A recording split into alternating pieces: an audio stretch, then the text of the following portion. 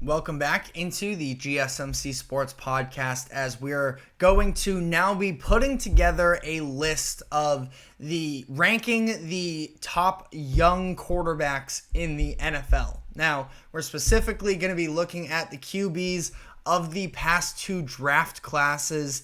In the first and second round, we have 8 players that have been selected with high capital draft picks. So I'm going to be doing these rankings based off of not exactly what I've seen these first couple weeks. Obviously, it plays a factor, but still a small sample size. So just generally speaking, who I would most prefer to build around moving forward. Number 8, unfortunately, has to be Bryce Young, who was just benched by the Carolina Panthers. I understand all of the, sympathy, and I am also sympathetic to Bryce Young for what has been a disastrous start to his NFL career. You can make the argument that, yes, the Panthers have tried to invest into the supporting core. They went out and acquired Deontay Johnson. They've been drafting offensive linemen. And they've been making marginal moves here and there, but ultimately, they haven't totally panned out for him. And Bryce Young himself has just not been good enough, where it's not even like he was under extremely heavy pressure against LA this past week, but you look at specifically that one play that's sort of being thrown around the most, of when Bryce is rolling out to his left, looking downfield, and I'm not even sure if there was anything downfield, but get rid of the ball. Instead, he just lets himself get smoked for a sack, and you're looking at a quarterback that has just such little confidence right now and has shown very little ability, to the point that the Panthers decided to bench him. Again, we can both agree that the developmental track of Bryce Young, based off of what Carolina has been trying to do, has not been sufficient enough for him. But at the same time, you can only make excuses for so long, and ultimately he's going to the bench right now, and his future is TBD. I almost tried to slide him into number 7 as well, to say that, listen, if he gets a fresh start somewhere and he is able to build his career back up, I'm rooting for that and I hope it happens. But until Bryce sort of gives us NFL fans and experts a chance to really believe in him and something to build off of, unfortunately, he is at the bottom of this list. Number 7, Will Levis. Again, based off of the long-term upside, again, for talking ceilings, I think that Bryce Young could maybe rival Will Levis here for that number 7 spot, or even higher even. This is obviously Bryce Young, who was drafted number 1 overall last year, but Will Levis is at least still playing in football games, and he has made 2 of the most boneheaded quarterback decisions that we've seen in recent years. The pick 6 against Chicago in week 1 that basically lost them the game, and then this past week, whatever that lateral was back in the pocket in the red zone of trying to throw it backwards to a running back. I mean, horrible decision making there. But he at least has something that you feel like you can build an offense around. He is pretty mobile. He's a good athlete, and his arm strength is solid. Like, there are positive traits that you can build off of. Now, again, he needs to get out of his own head. I thought he was a much better decision maker last season. I'm not sure what it is about him that has sort of pushed him into this idea that he, has to do more, and that he's just gotten so frantic. Again, I'm not really sure what to do with Will Levis at this point. I wouldn't be surprised whatsoever if Mason Rudolph does end up taking the starting job from him.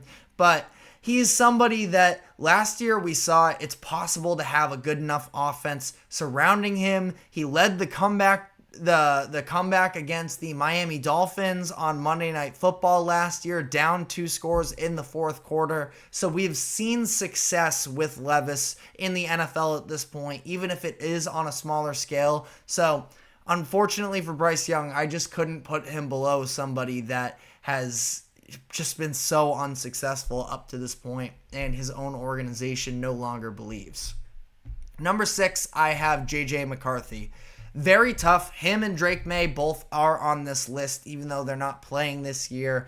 And you're kind of just throwing darts at a board here where you don't know what he looks like really in NFL action. And this is for JJ and this is for Drake May as well, where we just saw Bo Nix ultimately. JJ, now that I say the name Bo Nix out loud, I should have JJ one spot higher, but is what it is. We don't know what he looks like against an NFL defense up to this point, where, Bo Nix was pretty good in preseason, all things considered, and then took the leap to the NFL, and it's been very messy since then.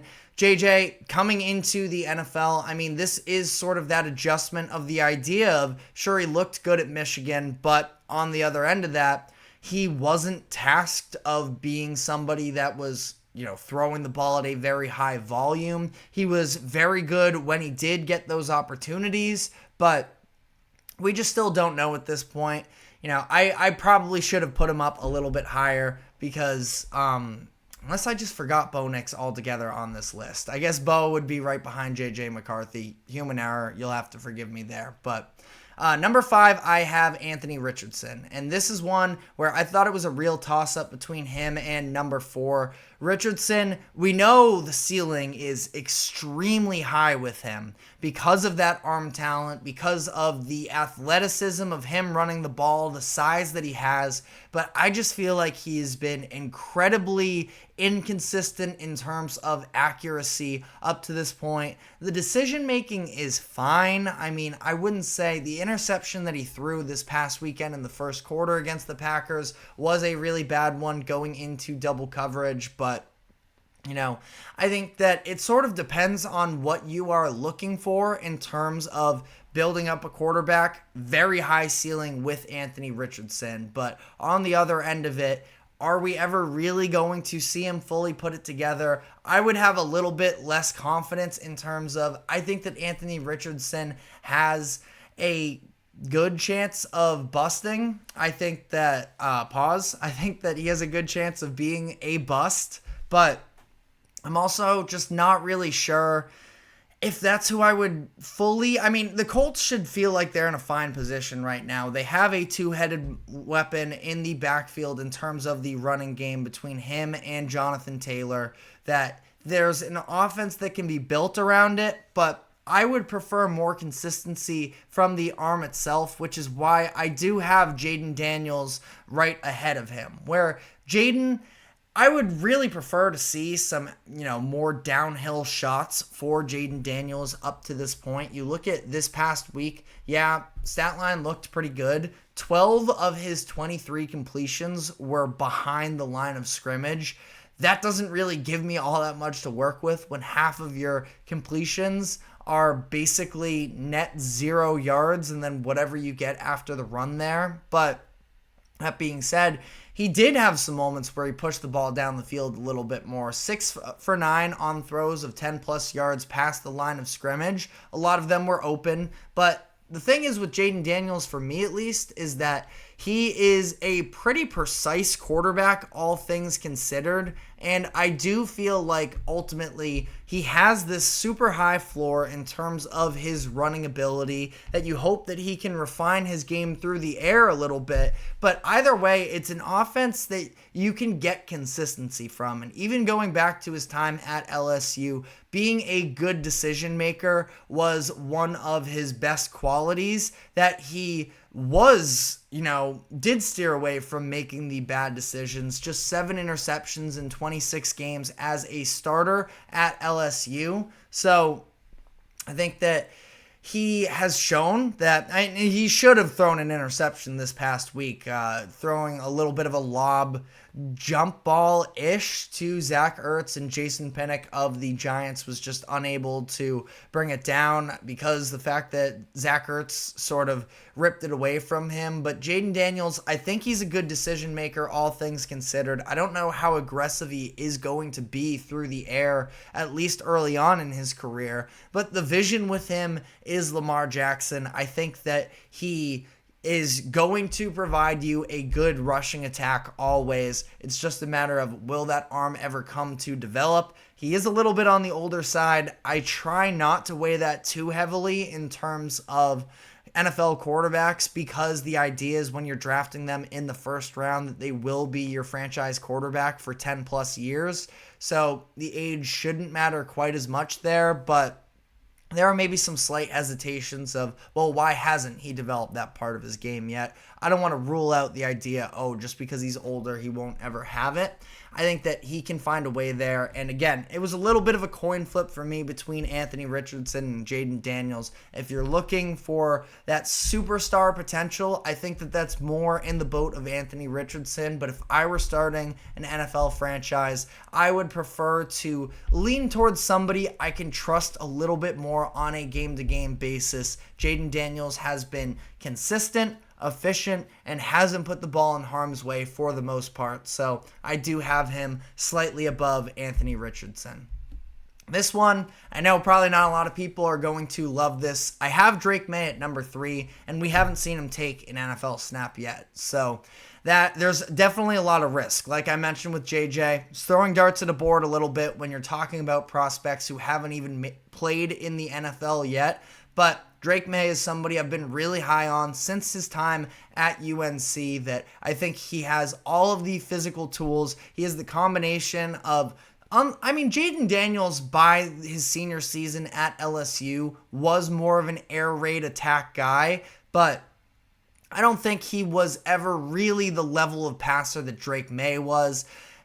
Jaden Daniels benefited from having 2 wide receivers that were drafted in the first round this past year. Drake May was not working with that same level of talent around him, and there's, a case to be made that he might actually be better off the fact that he did have to spread the ball out a little bit more. I think that he has all of the running ability, maybe not quite as fast as Jaden Daniels, but he's bigger, he's more bulky. I think that he can be more durable than Jaden Daniels, and, injuries, again, sort of a crapshoot there in terms of evaluating how healthy a guy can stay, but I think that Drake May has sort of everything that you could possibly need out of a quarterback, and I think that he's really going to benefit as well from the idea that he gets to sit behind a little bit longer. He is on the younger side. I am very high on the upside of Drake May in the long term. Number 2, I have Caleb Williams. Jaden Daniels has been better than Caleb Williams up to this point in the season. I will wholeheartedly agree there, but I also just don't think that 2 games is a big enough sample size to sort of overreact to. And Caleb ultimately has all of that superstar potential. And I think that, we've seen flashes of it-ish in terms of the fact that he was greatly under pressure this past weekend and was still able to make the plays with his legs. I think the arm talent will come. We saw it in college. We'll have to see. But I think that, it's been a very slow start for all of these guys from 8-2, that none of them have necessarily fully proven to reach that high potential yet. I'm still banking on Caleb Williams to figure it out ultimately. We'll have to see there. But number 1, this is by a landslide, and that would be CJ Stroud. Of course, the number 2 overall pick in 2023, that he has been nothing short of excellent since he began his NFL career. Some people are dinging him a little bit for his week 2 performance against the Bears, but I think the Bears defense is excellent. And there were some of those throws, especially the one that he had in the first half on the run to the sideline to Nico Collins, that, what else could he really prove at this point? Sure, the idea of he has a long way to go in terms of growing and trying to become one of the elites of the NFL, but he also has shown that he's more than capable of being a franchise quarterback. He now is the franchise quarterback for the Texans, and they made out excellently, of course, in that ordeal of the 2023 draft, unlike the Panthers. But let me know what your thoughts are on my ranking. Again, I know it's a lot of speculation at this point, so I would be greatly mistaken if I said that my list is perfect. Let me know not just what you would change, but why you would change them, as we are now going to be diving into our final segment of the day, and that is we're going to be talking about larger scale here, who have been the most impressive NFL quarterbacks through 2 weeks, because we have some big time surprise candidates on this list that have been a lot of fun to watch up to this point. So we're going to be diving into that. But first, we're going to take a quick break. Do not go anywhere. We will be right back.